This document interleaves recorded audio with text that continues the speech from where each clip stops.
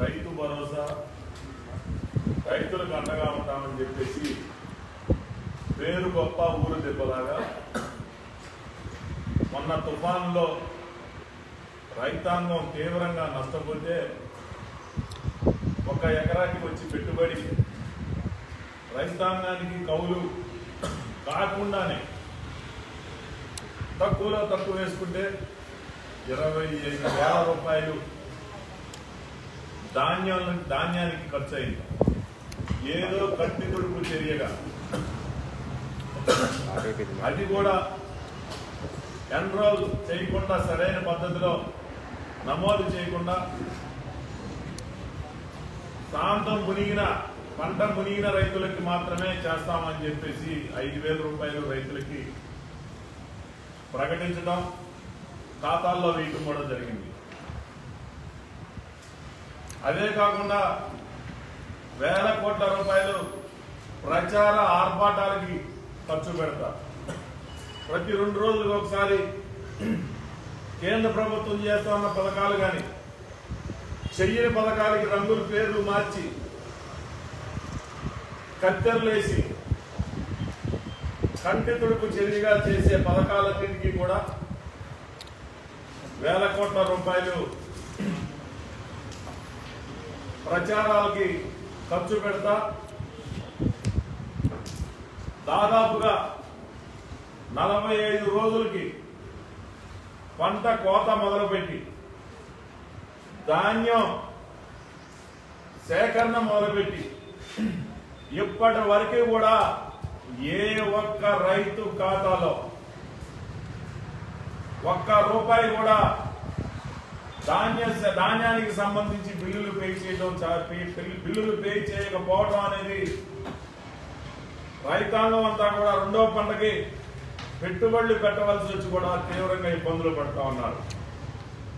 మరి ఎక్కడ మీ రైతు ప్రభుత్వం, ఎక్కడ మీ రైతు భరోసా కేంద్రాలు? కేవలం రంగులు మార్చుకోవడం కోసం, మీ పార్టీ రంగులు వేయడం కోసం రైతు భరోసా కేంద్రాల, మీ ప్రచార ఆర్భాటాల కోసం రైతు ప్రభుత్వం అని చెప్పడమా? ఈరోజు రైతులు తుఫానికి నష్టపోవడమే కాకుండా 2వ పంటకి పెట్టుబడి లేకుండా విలవిలలాడిపోతా ఉంటే ఇంతవరకు రైతు ఖాతాల్లో నగదు జమ చేయకపోవడం అనేది చాలా విచారకరం. ఇది తీవ్రంగా ఖండిస్తా ఉన్నాం. వెంటనే రైతాంగానికి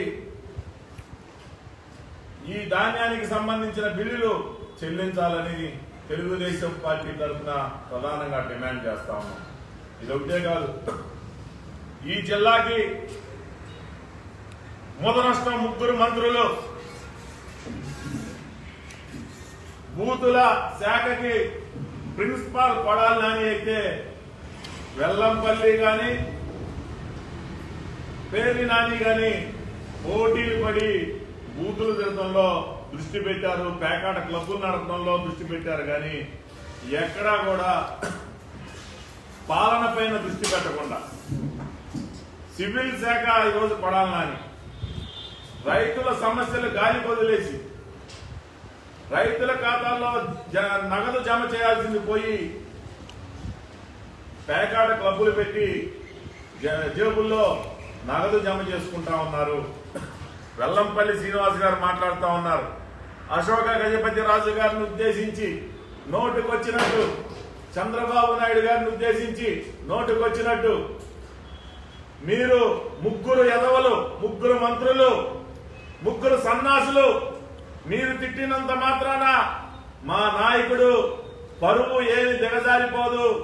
ఆయన వ్యక్తిత్వం కానీ ఆయన నాయకత్వం కానీ ఈ రాష్ట్రాన్ని అభివృద్ధి దిశగా ఆయన అభివృద్ధి కానీ పునర్నిర్మాణం కానీ ఆయన ఒక్కరికే చేయగల సత్తా ఉందని సందర్భంగా తెలియజేస్తూ నోరు అదుపులో పెట్టుకుని మాట్లాడవలసిందిగా హెచ్చరిస్తా ఉన్నాం.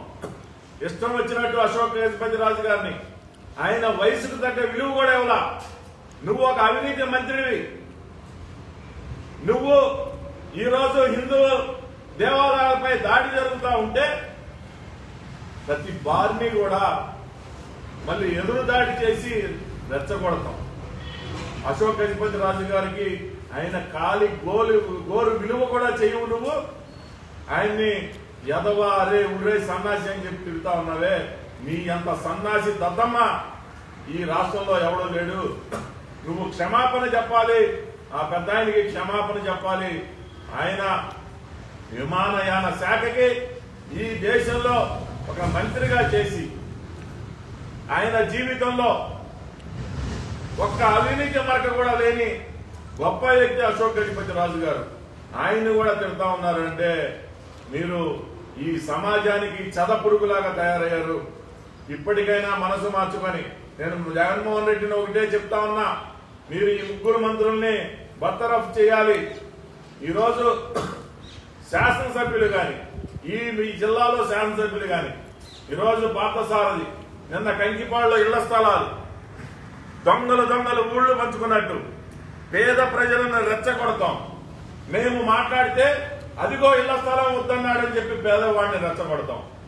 ఈ రోజు ఎంత దోపిడీ చేస్తా ఉన్నారు. ఈరోజు భూమి సేకరణలోనే 50-60 కోట్ల రూపాయల అవినీతి జరిగిందే. ఈ నియోజకవర్గంలో చిన్న పిల్లవాడి దగ్గర నుంచి నీ కార్యకర్తల దగ్గర నుంచి మీ నాయకులు కూడా బహిరంగంగా చర్చించుకుంటా ఉన్నారు నీ అవినీతి గురించి. ఈరోజు మేము పేదవారికి ఇళ్ల స్థలాలు ఇస్తానికి మేము స్వాగతిస్తాం. కానీ ఈరోజు పేదవాడికి ఇళ్ల స్థలం కాదు, జీవితాంతం శిక్ష. మీరు మహారాష్ట్రలో స్లమ్ ఏరియా ఉంది, ఏమంటాం దాన్ని, ఆ స్లమ్లు ఏ విధంగా ఉన్నాయో ఆ విధంగా ఈరోజు ఈ రాష్ట్రంలో స్లమ్లు పంచాయతీలు ఊళ్ళు గ్రామాలు తయారు చేయడం కాదు, మీరు స్లమ్స్ తయారు చేస్తా ఉన్నారు. ఈరోజు వేల కోట్ల రూపాయలేమో మీ జేబుల్లోకి, పేదవాడికి జీవితాంతం శిక్షేమో ఇళ్ల స్థలం రూపేనా. పేదవాడు అక్కడికి వెళ్ళి ఇల్లు కట్టుకొని ఏ రోజుకి మీరు ఈ అన్ని కూడా అభివృద్ధి చేయాలా. ఈరోజు మెరక పేరుతోటి మద్దూరు ఇసుక క్వారీలో పెద్ద ఎత్తున అవినీతి జరుగుతా ఉంది. పట్టా భూములు నింపుతున్నామని చెప్పి ఏమాత్రం పర్మిషన్ లేకుండా ఎన్విరాన్మెంట్ గ్రీన్ ట్రిబ్యునల్ ఆ రోజు మిషనరీ వాడద్దు అని చెప్తే ఈ రోజున కట్టక ఆనుకొని వందల వేల ట్రిప్పులు ఇళ్ల స్థలాల పేరుతో ఇప్పుడే చెప్తా ఉన్నాడు సోదరుడు. ఇళ్ల స్థలాల పేరుకి ఒక ట్రిప్పు తోలితే వందల ట్రిప్పులు బయటికి మాత్రం అమ్ముకుంటా ఉన్నారు. ఇప్పటికైనా మీరు మానకపోతే రేపే ఎల్లుండో పెద్ద ఎత్తున మీడియాని తీసుకెళ్లి ఈ అక్రమాన్ని మేము బయట పెడతాం. దీనికైనా ఇప్పుడు ప్రభుత్వ శాఖ అయినా సరే, ప్రభుత్వ సిబ్బంది అయినా సరే, ఎవరైతే కాంట్రాక్టర్లు ఉన్నారో మీకు దమ్ము ధైర్యం ఉంటే మీకు ఇచ్చిన ఎస్టిమేషన్ కానీ మీకు ఎక్కడి నుంచి బిల్డింగ్ కి సాయి తీసుకురావాలని మీ ఎస్టిమేషన్ లో కానీ అంచనాల తయారీలో కానీ ఎక్కడ ఉన్నాయో చూపెట్టాలి. చాలా దారుణం. మొన్న ఉయ్యూరులో చూశా, ఎగినపాడులో బ్రిడ్జికి దిగగానే కాలువ కట్ట మీద 2 కిలోమీటర్లు వెళ్ళి అక్కడ రైతాంగం చెప్తా ఉన్నారు, అంతకన్నా తక్కువ మంది రోడ్డు పక్కన దొరుకుతా ఉంటే కాలువ కట్ట పైన వెళ్ళి నీ బంధువుల భూమి ఇద్దరూ కలిసి ప్రతి గ్రామంలో నీ బంధువుల ఏజెంట్లు పెట్టుకొని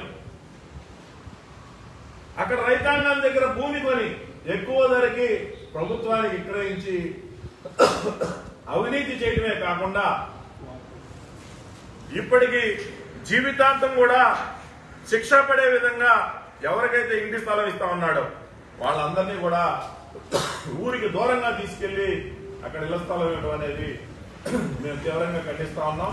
నిన్న కంకిపాడులో సజ్జల రామకృష్ణారెడ్డి పార్థసారథి ఇల్లు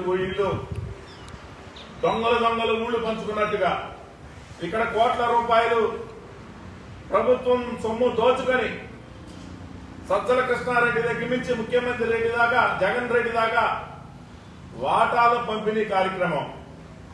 అందుకనే ఈ నియోజకవర్గంలో ఇంత పెద్ద ఎత్తున ఇళ్ల స్థలాల మీద అవినీతి జరిగితే దాని మీద ఎంక్వైరీ చేయకపోగా ఈ రోజున ఏదైతే ప్రభుత్వం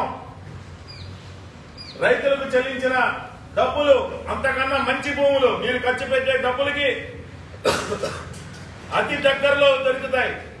కానీ ఈ రోజు మీ అవినీతి కోసం ప్రజల్ని జీవితాంతం శిక్ష పడే విధంగా మీరు చేసిన విధానాన్ని ప్రజలకి బహిర్గతం చేసి మీ అవినీతిని బయటపడతాం. కాబట్టి ఇప్పటికైనా ప్రజలు గమనించి వీళ్ళు చేస్తున్న మోసం గమనించి ఈ రోజున ఒక 50,000 లక్ష రూపాయలు ఖరీదు చేసి ఇళ్ల స్థలం ఇవ్వగానే సంబరం కాదు. ప్రజలకి మౌలిక సదుపాయాలు సౌకర్యాలు కలిగించాలని డిమాండ్ చేస్తున్నాం. పెనమలూరు నియోజకవర్గ తెలుగుదేశం పార్టీ తరఫున ఈరోజు రైతాంగానికి ఎవరైతే ఇప్పుడు ఇళ్ల స్థలం పొంది జీవితాంతం శిక్ష అనుభవించాలో ఆ ప్రజలందరికీ, అలాగే నోరు అదుపులో పెట్టుకోకుండా ఇష్టం వచ్చినట్టు మా నాయకుల్ని తూలనాడితే భవిష్యత్తులో తప్పకుండా ప్రజల నుంచి తిరుగుబాటు మొదలై ఈ జిల్లాలో కాదు ఈ రాష్ట్రంలో కాదు ఎక్కడ తిరగలేని పరిస్థితి వస్తుంది. మొన్న రామతీర్థంలో విజయసాయిరెడ్డికి చెప్పులతో ఏ విధంగా సత్కరించారో మీ నాయకులందరికీ అదే విధంగా ప్రజలు సత్కరిస్తారని ఈ సందర్భంగా తెలియజేస్తూ మరొకసారి ప్రజలందరికీ కూడా ఇళ్ల స్థలాల పేరుతో జరుగుతున్న మోసాన్ని గమనించండి. ఇళ్ల స్థలాల పేరుతో జరుగుతున్న దోపిడీని గమనించండి. ఒక్క తరం కాదు 10 తరాలు శాశ్వతంగా వైఎస్ఆర్సీపీ ప్రభుత్వంలో ఉన్న ఎమ్మెల్యేలు మంత్రులు వందల కోట్ల రూపాయలు అవినీతి చేస్తా ఉన్నారు. రాబోయే 2-3 రోజుల్లో ఇళ్ల స్థలాల మీద ఇళ్ల స్థలాలు ఏదైతే మెరకతోళ విషయంలో ఎంత దోపిడీ చేస్తా ఉన్నారో ఇళ్ల స్థలాలు భూసేకరణలో కన్నా భారీ ఎత్తున అవినీతి జరుగుతూ ఉంది. దీన్ని తీవ్రంగా మేము ఏదైతే మద్దూరు కోరిలో జరుగుతున్న ఇసుక దోపిడీని ప్రజలకు తెలిసే విధంగా పోరాటం చేస్తామని ఈ సందర్భంగా తెలియజేస్తా ఉన్నాం.